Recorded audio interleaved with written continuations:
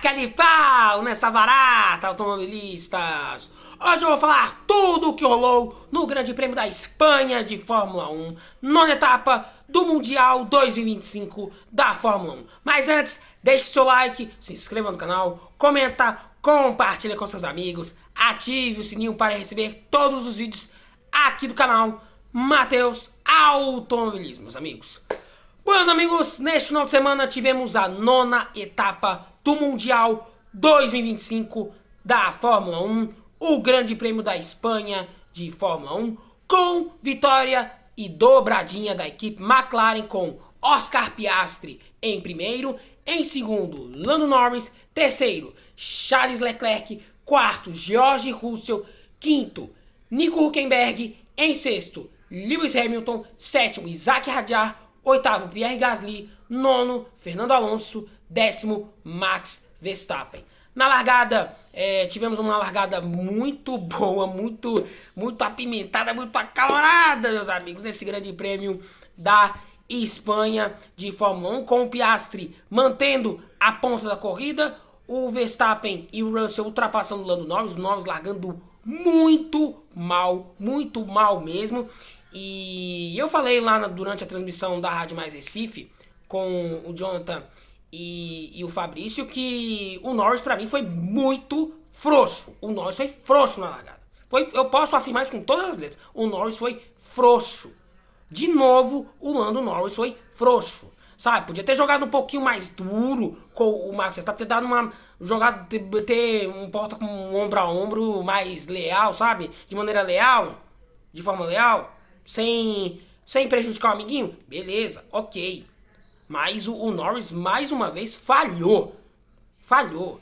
E esse é o grande ponto que o Norris vem falhando. É a largada.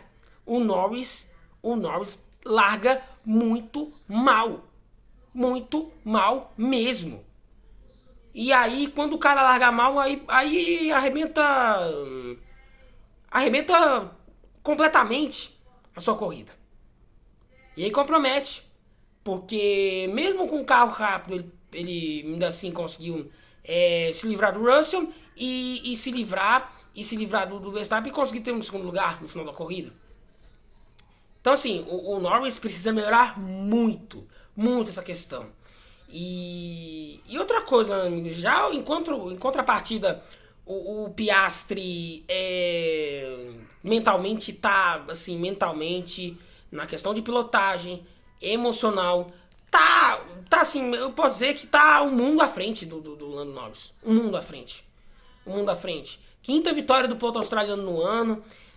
O Piastri ratificando o porquê que é o líder do Mundial. Uma vitória importantíssima, fundamental, porque o Lando Norris estava se aproximando do Piastri. Antes dessa etapa da Espanha, estava só 3 pontos, meus amigos. E agora está a 10 pontos. Então, olha como foi essa vitória importante do Piastri. Uma vitória, sabe, pra dar moral, pra voltar a moral dele, pra voltar a confiança dele. Quinta vitória no ano. E a McLaren, meus amigos, quebra um jejum de 20 anos sem vencer o Grande Prêmio da Espanha em Barcelona. A última vez que a McLaren venceu o Grande Prêmio da Espanha foi com o Kimi Raikkonen no ano de 2005, naquela disputa dele pelo título mundial com o Fernando Alonso, que o Fernando Alonso, final do ano, acabou levando o título daquele ano. E meus amigos, olha, McLaren mostra que tem um bom pace de corrida, mostra que tem um pace excelente de corrida, melhor pace de corrida disparado. Assim, meus amigos, essa corrida trouxe lições, né, hiper importantes em Barcelona, na Espanha, né? Todo mundo tava falando que a questão da asa dianteira da McLaren, todo mundo tava preocupado com a McLaren, com a questão da asa dianteira, né, com as diretrizes da asa dianteira no carro da McLaren. Igual falando no programa de ontem no Depois da Bandeirada com meu amigo Fabrício Ferreira Peixoto, né, inclusive. E assim, eu falei exatamente assim. eu falei assim, tudo bem, os caras colocaram nessa questão do novo regulamento, asa dianteira no carro da McLaren, das diretrizes, mudou muita coisa? Mudou a cotação do dólar?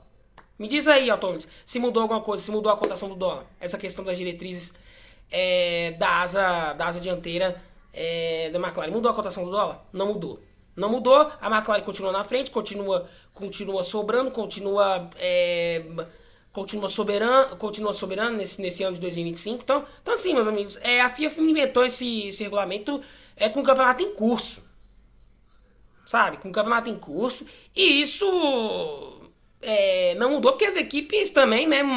As equipes ficaram chiando, prestaram muita atenção na McLaren, né? É aquela história, né? Aquele ditado, né? Quando a grama do vizinho é mais verde, né? Esquecem de fazer os seus respectivos trabalhos, né? E aí, né? Esqueceram, né? Ficaram muito mais preocupados com a McLaren. Esqueceram de fazer os seus trabalhos, né? De esquecer de colocar, de atualizar os carros, né? De atualizar os carros, de dar um up, né? Nos carros. Então, ficaram muito mais preocupados com a McLaren, né? Então, isso não adiantou nada. Essa regra da FIA, com a questão das diretrizes da asa dianteira, não mudou a cotação do dólar. Não mudou. A McLaren continua à frente. Continua à frente. Sobra no Mundial de Construtores. Tem o seu líder do Campeonato Mundial de Pilotos, que é o Oscar Piastri, líder e vice-líder. Então, assim, mudou. Coloque aqui, por favor. Deixe aqui os seus comentários. Se mudou alguma coisa. Mudou? Não mudou. Então assim, meus amigos, sabe, conversa fiada, sabe, que às vezes cansa muito, cansa demais, sabe, esse é o grande problema, sabe, é isso que esse é o grande problema, sabe, querem fazer coisas com a tempo, querem mudar algumas coisas nas diretrizes do regulamento com a temporada em curso. Esse é o grande problema, esse que é o que corta a graça do Campeonato Mundial de Fórmula 1, meus amigos. Bom, meus amigos, falar um pouquinho aqui sobre a corrida da Red Bull, né? Red Bull teve um final de semana para esquecer, a lamentar. Assim, o Verstappen estava fazendo uma corrida muito boa, uma excelente corrida, incomodando os dois carros da McLaren durante a corrida, incomodando, inclusive tomou o segundo lugar do Lando Norris, até liderou a corrida, tentando dar um undercut para cima dos carros da McLaren, mas no final na relargada, no final da corrida, a carruagem virou abóbora, completamente. A Red Bull me tomou uma escolha errada de pneus, colocaram um pneu duro no Verstappen, sendo que a corrida estava pedindo ou pneu médio ou pneu macio. Então eles foram uma bola muito errada para começar aí. E no final da corrida o Verstappen teve um comportamento completamente infantil. Parecia criancinha de 2 anos, sabe? Criancinha birrenta, mimada de 2 anos, sabe? Sabe, com aquele comportamento de jogar o carro pra cima do Russell. O Verstappen é um excepcional piloto, só que às vezes ele passa do ponto, ele passa muito do ponto, e isso é um problema terrível. E o Verstappen precisa melhorar muito nessa questão, sabe? O Verstappen é um baita piloto, é um excepcional piloto. Vem tirando leite de pedra dessa Red Bull complicadíssima nessa temporada 2025 da Fórmula 1. Ok, ele teve seus méritos de vencer no Japão e na Emília-Romanha. Então, assim, meus amigos, o Verstappen é um baita piloto e mereceu tomar a punição de 10 segundos no final da corrida no Grande Prêmio da Espanha em Barcelona, na Catalunha, meus amigos. Bom, meus amigos, vamos falar aqui dos destaques positivos e negativos do Grande Prêmio da Espanha de Fórmula 1. O meu destaque positivo desse Grande Prêmio da Espanha em Barcelona, na Catalunha, foi o Oscar Piastri, uma vitória. O Piastri guiou de maneira categórica, retundante, segura, madura e mostra o porquê que está pronto para disputar o título mundial 2025 da Fórmula 1. Guiou com maestria e com personalidade e com segurança nesse grande prêmio da Espanha em Barcelona e mereceu a vitória na Espanha, em Barcelona, na Catalunha, meus amigos. Bom, meus amigos, a grande surpresa desse grande prêmio da Espanha em Barcelona se chama Nico Hülkenberg.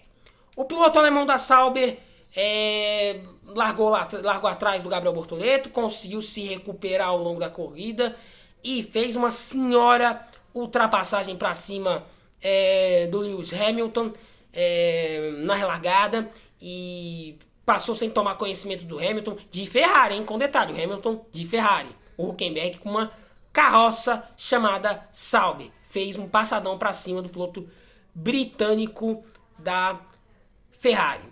E o Nico é um piloto muito rápido, é um baita piloto, é um piloto muito rápido.